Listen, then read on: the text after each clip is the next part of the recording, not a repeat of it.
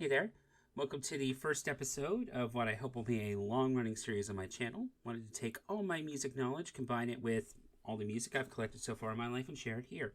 This video style is a little bit of a departure from what I'm used to putting up on my channel, but I'll still be sitting down in front of the camera from time to time. This new format will allow me to hopefully get a whole bunch of content laid out to spread alongside my normal videos on my channel. The series I'll be covering about 5 or so records and or CDs, and I'll go over some information about them and what my thoughts are on that particular record. Now, there are many takes on this, but this is how I'm choosing to tackle it.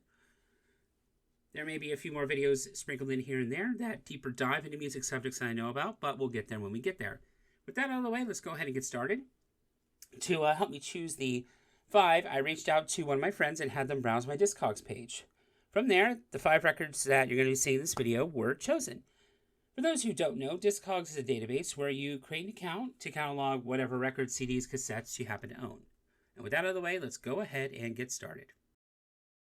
This is The Cure's Greatest Hits. This is one of the records I received for Christmas in 2024. This is a double album that was remastered by Robert Smith.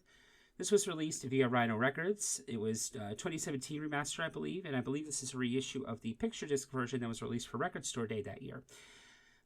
The record was made in the Czech Republic. It's also cut at 33 RPM. This was pressed by GZ Media, and it seems that Discogs was not really saying who cut the lacquer, although it does list Tim Young as the master by credit. Up to this point, I didn't know much about The Cure. I do know their records can be expensive, so I figured this was a good start to their catalog. Sometimes there are bands where I really only need the hits, and sometimes the hits are all I can get. I hope it's not the latter, because I really enjoyed my time with this comp.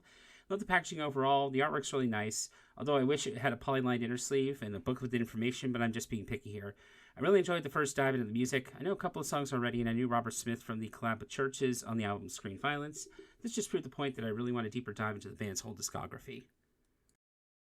Next up is an album that I know deeply, and that is Taylor Swift's Red. This is her re-recorded version that you're seeing on the screen. This is a 4 LP set cut at 45 RPM.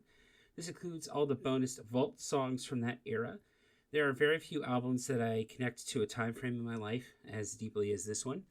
From what I can gather, this was pressed by Optimal Media GmbH in Germany, with the lacquer being cut by Hiano Leja. Hopefully I pronounced that correctly. I've had a bit of a falling off from the more modern music of Taylor's. However, I will say this pressing is really good. The songs on this are far too many to list, so I won't get into it here. The only issue I had was that it was a gatefold instead of the tri-gatefold from the Fearless Taylor's version. Love the picture sleeves, but again, I loved polyline inner sleeves, so I would have loved to have seen that. I have the original album on CD, even the live album. I may do a deeper dive into my connection to this album at a later time, but I wanted to at least show it off here. It's 4 discs of really solid music, and the mixing is really good on it. So next up, I am showing the Black Parade by My Chemical Romance. This is the studio version, although I do have the live version, which is called Black Parade is Dead, that I got for Record Store Day. And I think I talked about this once on a previous video on my channel way long ago. This record was mastered at Sterling Sound, with the phonographic credit listed as Reprise Records. The lacquer was cut by York Peters. I hope I'm getting these credits correct, because the vinyl release knocked it out of the park in terms of sound quality, and it's cut at 33 RPM. This is a 3-sided record, with the side D being etched. The live version has bonus tracks, so it actually needed that 4th side. This is a perfect concept album. It ruminates on so many human emotions. What more can I say that's not already been said? This album I know way too well, and it's really nice. I actually got this as a gift. Moving on, we have Nightmare by Avenged Sevenfold. This has been one of my biggest grails for a very long time. It's one of the best albums in general at the time it came out. I often revisit it because the album itself has had such a big impact on me. The themes of death and grief ring true to me even to this day, all these years later. Grief and healing are different from person to person. It was pressed in 2023 by Precision Record Pressing in Canada. It also states it was played at GC Media, with the mixing credit going to Andy Wallace. It's cut at 33 RPM.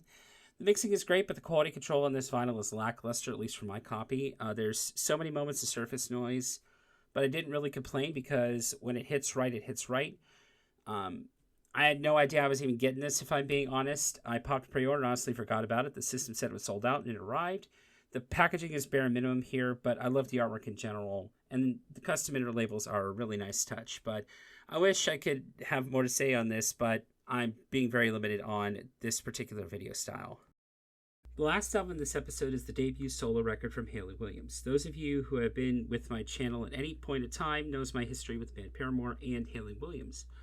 What's interesting is this year marks a decade of me being on the platform of YouTube, and it's just having the small audience means the world to me. If you made it this far, I truly thank you. I'm showing the Tenants box set version of this album. It contains 3 records and is cut at 33 RPM.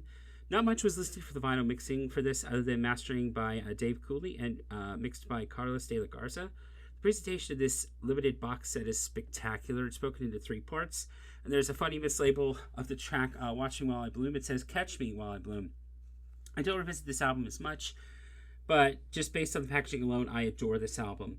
Knowing what I know now about the history of this album, revisiting it is really interesting. With it being contract fodder, it could have easily been phoned in, but Hayley puts her signature class into this record, and it shines. It's really good.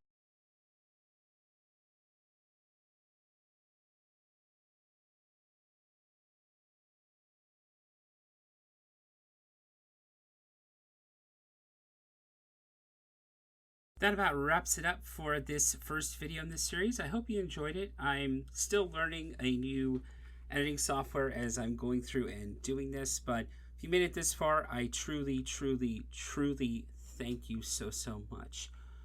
I don't know when the next installment of this is going to come out, but I really enjoyed making it. And again, like I said, I hope you enjoyed watching it. Have you been listening to anything cool? Let me know down in the comments below. And as I say at the end of everything that I'm in, when the waters get rough, keep on sailing, and I'll see you in the next video. Take care.